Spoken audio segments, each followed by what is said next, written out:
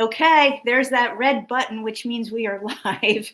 Hey, Nootsie, how are you? I'm great. How are you doing? I'm good. I've been just looking forward all week to having this conversation with you because I've always admired you since I came into your world or you came into mine. And I just think you're a powerful person. And I've been talking with people about energy, and you're a great resource to share about energy. So, first of all, I love your name. It's the cutest name. Is that a nickname, Nootsie? No, it's my real name. My mom was from Germany. She moved over here over to the United States in her late 20s with my dad. And it's just not even really a name. It's a German kind of slang term for a tiny baby. Or if you ever watched Hogan's Heroes where they called their girlfriends Schatzi. Yeah, yeah. Nootsie is very similar, but where my mom grew up. So Oh, I love that. That's a great story. I'm German. I have a lot of German in my background too, so that's interesting. Hey, Carol. Oh, Carol's here. I don't know if you can see comments. Can you see comments? So I can't see them from everywhere. That was the next thing I was going to say is please say hello. So hi, Carol. Thank you for saying hello. Let us know where you are from. And if you watch the replay later, also say hello because it's just great for us to see who tuned in. But this is Nootsie, and I'm going to let you kind of say a bit about who you are. And I know that you're an expert and very passionate about the mind, body, spirit connection. So whatever you want to share about that would be awesome. Well, I have, this is my life's work on a personal level and also, every other area. And it just started as far back as I can remember because I was always very kind of a sickly kid. And so I found that I could get relief from just about everything from exercise. And so, I was starting at 4 years old up until 51. I was an over exerciser and I used that as my coping mechanism. Although, all during that time, I had healings and, interactions with God and just, lived kind of I always wanted to live kind of a supernatural life.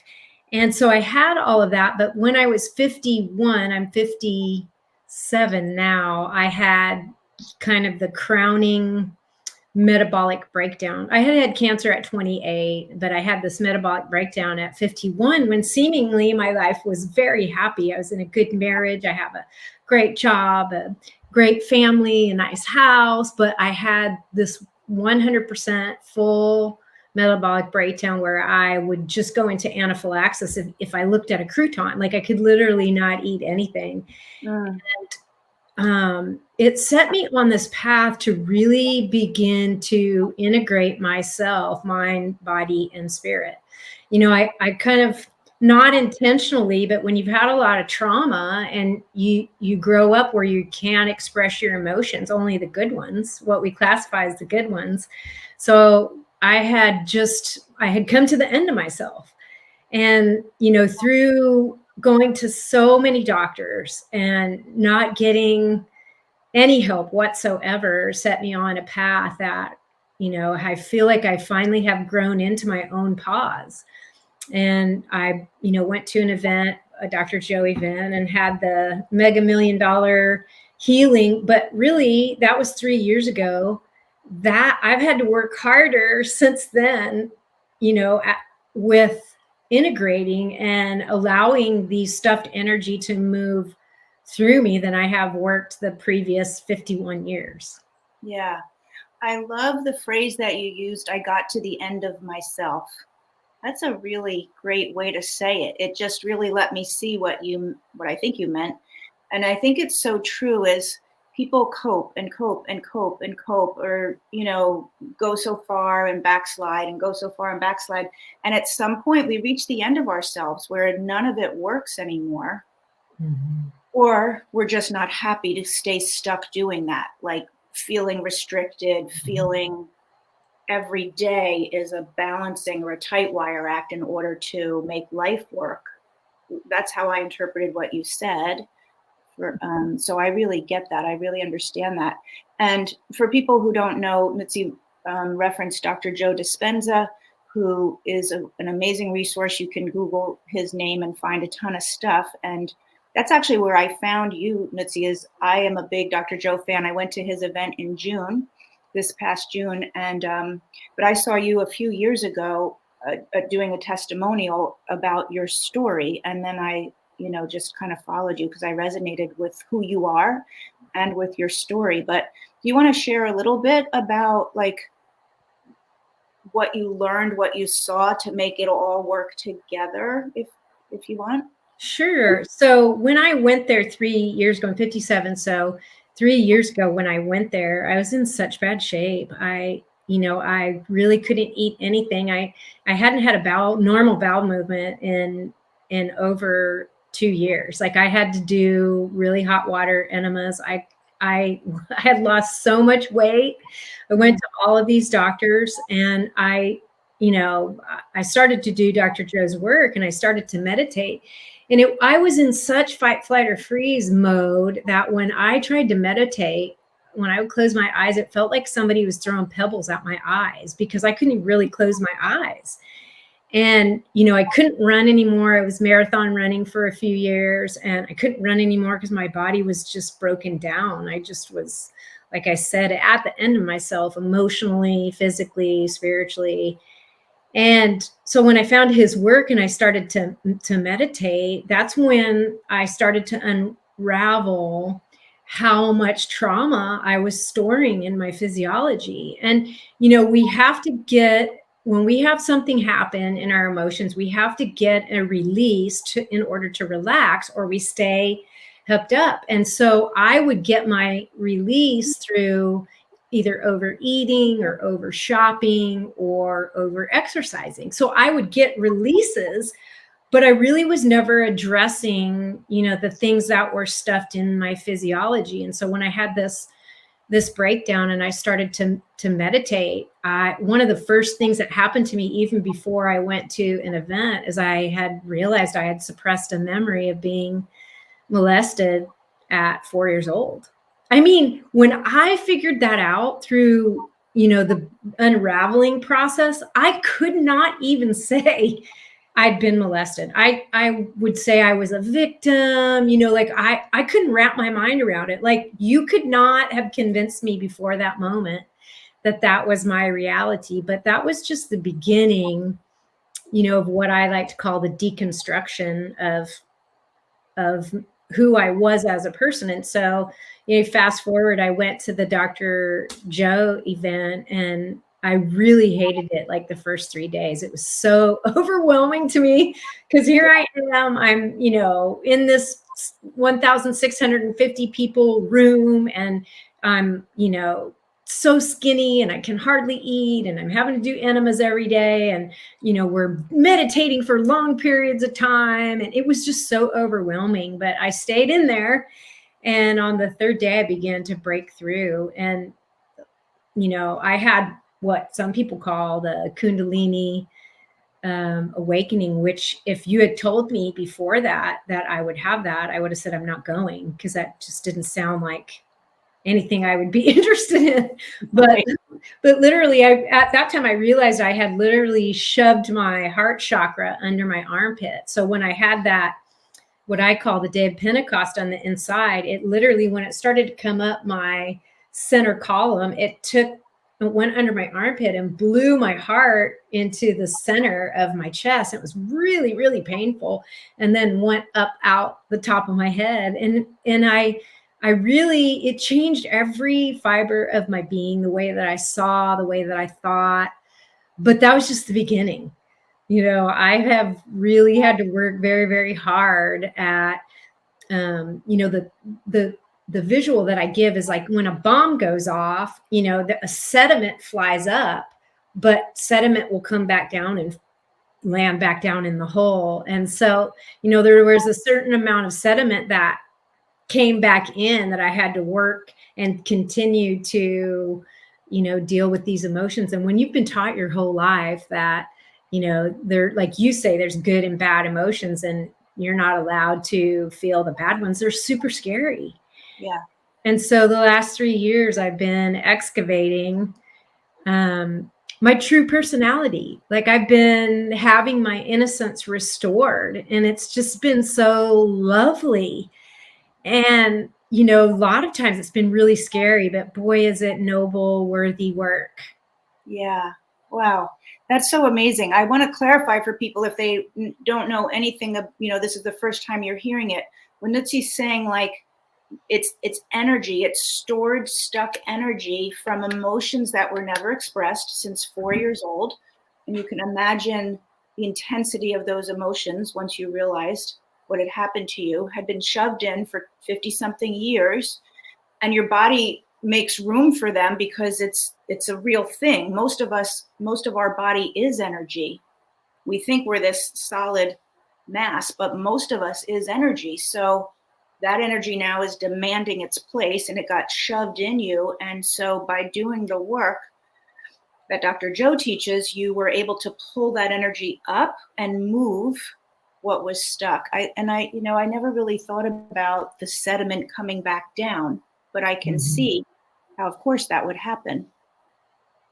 Yeah, because it's really easy, to fall back into your old coping mechanisms, especially, when you're over 50 and you've been doing it and you've been so unawares. I've always been a really nice person, and I think most people would classify me as a nice person, but I always had this like little edge, like if you crossed me or if I got mad, and I hated that about myself. And I realized, I'd done a lot of work forgiving my parents and forgiving people. And, but the person that I held in contempt of court was myself. Yeah. And so even though I had done a lot of the healing work, I had to work on, how I felt about myself, because when you have these traumas happen and you're not allowed to, or you don't have the emotional IQ or even the words or even the ability to blame the perpetrators, you turn it on yourself.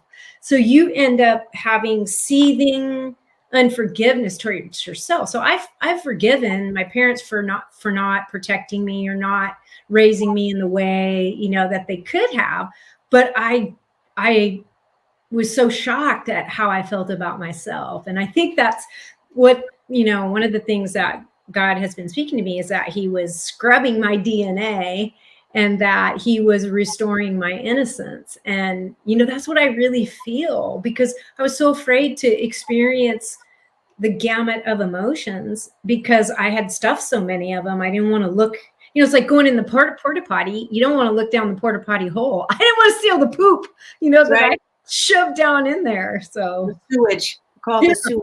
Yeah. And especially as a child is definitely only going to see it turned back onto themselves. They don't have the ability as a 4-year-old to really see the true perpetrators, as you said. So that's a whole nother layer to it, and then we make it mean all kinds of things about ourselves. Mm-hmm. So, so energy has been, for me, like the missing piece. I too have had my share of challenges. And I think it's so interesting though, that you said like, this all happened in the middle of a time period in your life where everything was going great. Great marriage, great house, love your job. Like everything's all good. You're not in the middle of the, the trenches, and it still all happened, because there does become a point, because even though things are fine externally, internally, you've been holding it, right? Mm-hmm.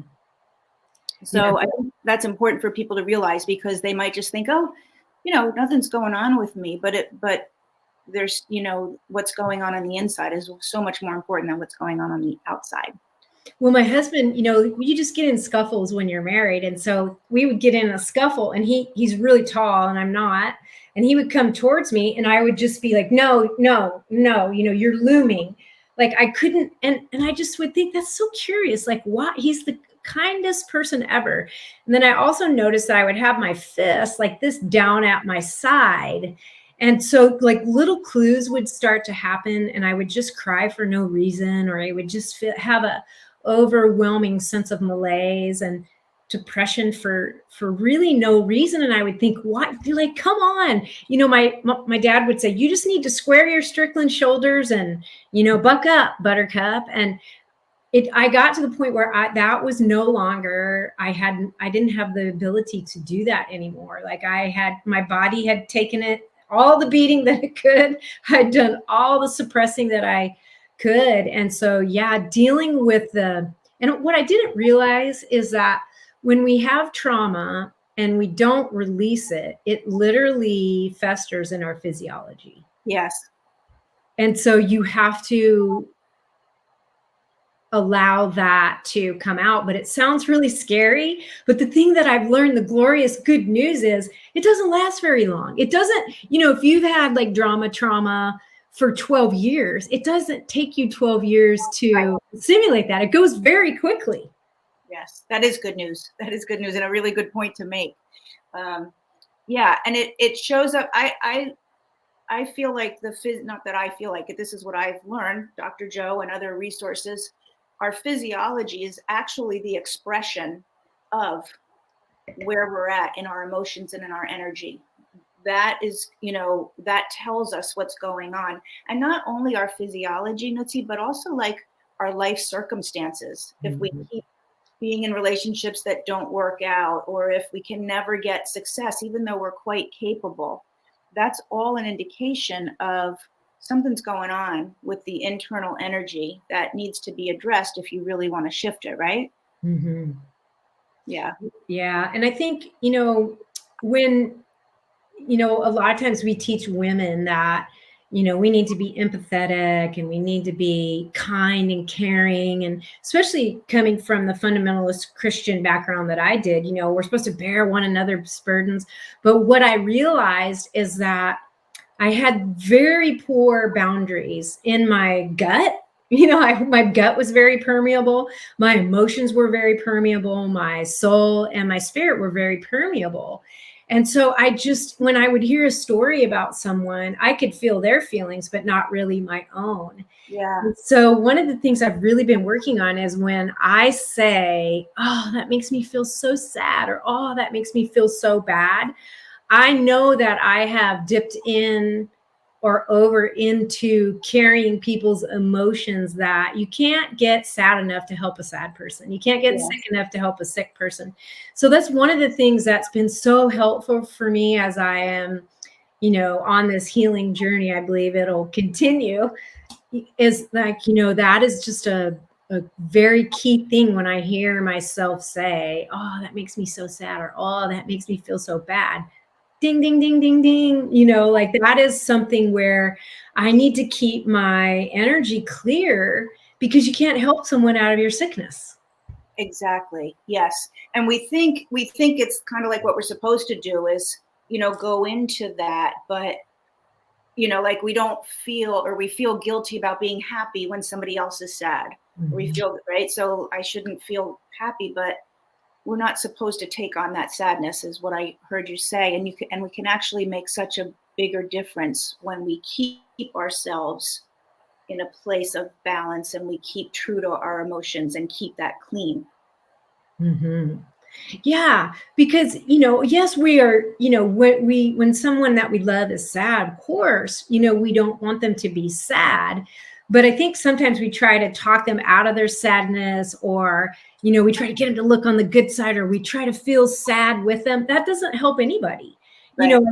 I think we need to obviously listen and have compassion. And most of the time, people don't want you to tell them what to do. They just want to be seen and heard, and they just want someone to witness like what they're going through. And I think the greatest gift we can give one another is to be a witness to their life, but don't dive in the ditch with people. Right. That's a great phrase too. Don't dive in the ditch. And with emotions, like you said, when somebody we care about is sad, we kind of like want to help them not be sad anymore. But emotions are kind of like a wave, like I picture anyway, like those massive waves in Hawaii, like the pro surfers, and you have to ride it to the crest. And the amazing ride is after it crests, right? And you're through with it. But if we only go like up to here and we don't really let that emotion crest and let the ride continue, we're robbing ourselves of the full life and human experience. And we're also, this is where it leaves the wave analogy, but we're also now like kind of taking what didn't get experienced and keeping that in rather than letting ourselves ride through it. Yeah, it's like if you have a splinter and the only thing you do is, get the pus out, but you leave the splinter in there. So Yeah. you have to get the splinter out and the pus out and let it heal, and don't let it fill back up with, the pus. You have to allow the body to knit back together.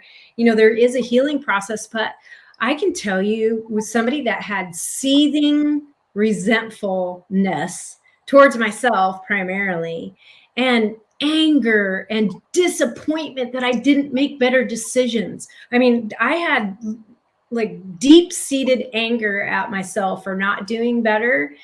It really, it went in waves, and they weren't really big waves. It's not like I was staying there for weeks on end. Sometimes, I would be sitting at the kitchen table with my husband, and I would have a memory come up, and literally, as we would be talking, like he would morph into my dad, and he would morph into my mom, and he would morph into my husband and my friend. And as I would tell him, and he would witness what I was saying and look at me with kind eyes and just be compassionate to me, I literally, with some of the things that happened, which were horrendous, I assimilated those and allowed those to come up and out in 30 minutes because, everything below our belly button is survival, digestion, reproduction. It's kind of our base area. So I had colon cancer at 28. Well, no wonder. I was stuffing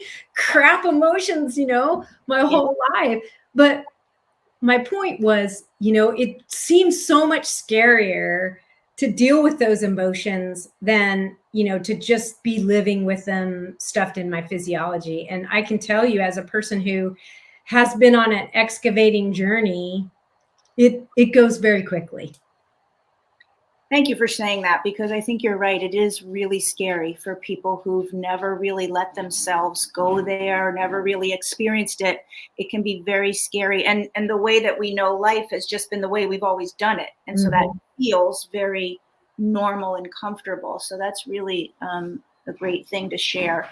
Bonnie says she agrees to recognize, listen, and express that you care, but protect your energy and calmness. But back to what you were saying about people that we care about. So I just so appreciate that you shared your experience and what you've overcome and your courage in taking on this piece for yourself to integrate all of you, your body, mind, and your spirit. And I know that you have a YouTube channel. I mean, we're friends on Facebook, so I see what you share all the time. And there's always great, great stuff on health and fitness and food and nutrition. But can you share with us, and I can't post it for some reason, but I will go back and make sure everywhere that I share it. But what's your YouTube channel name? It's just Nootsie.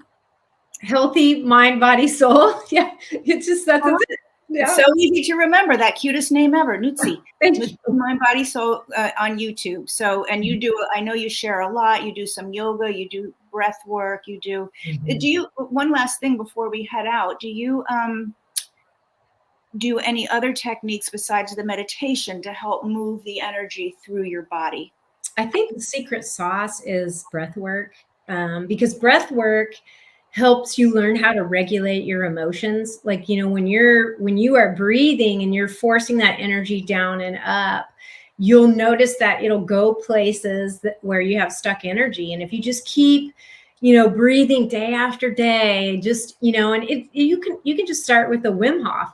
You'll begin to become so familiar with how that energy travels up and down from your pubic bone all the way to the top of your head, that, you'll learn how to use that energy to release those emotions. And then I also do tons of things like stimulating the vagus nerve and, gut smash and tapping and, all working with my fascia, because our physiology, just follows our thoughts and our emotions. And so whatever we're thinking and whatever our emotions are, whatever we're tuned into, the body just goes down. Yeah. And so I think breath work was probably the big start of it. Yeah, yeah. What is gut smashing? I don't think I know what that is. It's my favorite. You just go get a less than a $2 really soft ball at Walmart. And then you put that on the floor and then you lay on it. And then you'll start on your right side, like down by your pubic bone, and then you'll roll up and across your belly button and down. Okay. Not only does it remove gas and bloating, but it stimulates the vagus nerve, which is the thing that runs from the core of your brain down to your pubic center. It has a lot to do with the communication of your body. And it's an immediate mood booster. Oh, I never heard of that. That's great. So when you said gut smashing, I was like, oh, she's going to say like fall on the ball. No. Yeah, I like that. I like that. I have a ball like that. So I'm going to try that. Thank you. All right. Well, I will be posting Nootsie's YouTube channel, but again, it's Nootsie. And then what was the tagline after? Healthy mind, body, soul. Healthy mind, body, soul. Bonnie says she's done gut smashing. Bonnie, you rock. Bonnie's done everything. And because we've been friends for a while now, and it takes practice. Bonnie is saying the gut smashing takes practice, like to find the right track, I guess. You can just, how I started is I just started to roll around. And then when I found like a little congestion spot where you might have a pocket of gas or something, I'll just leave it on that spot and just kind of lightly roll, and you'll find it'll dissipate. It's very similar to self-myofascial release, right? Mm-hmm. I do that for my hip flexors, for my quads, just lay on the ball. So I can get that. Okay, well, thank you so much. I was looking forward all week to chatting with you. And Bonnie says, me too, soft spot. So if you listen to the replay later, please say hello. I'll go back and answer questions. And if you have a question for Nootsie, I'll make sure she gets it and maybe she can answer directly or whatever. But thank you for your courage and your vulnerability and sharing, how it's gone for you and really what this so important piece of the energy work and the emotions. Thank you. Your story and your vulnerability and, your transparency and your genuineness are so refreshing. Oh, thank you. Thanks. Okay, my friend, and everybody else who tuned in, have a great rest of your night, and we'll chat again soon, right? Bye.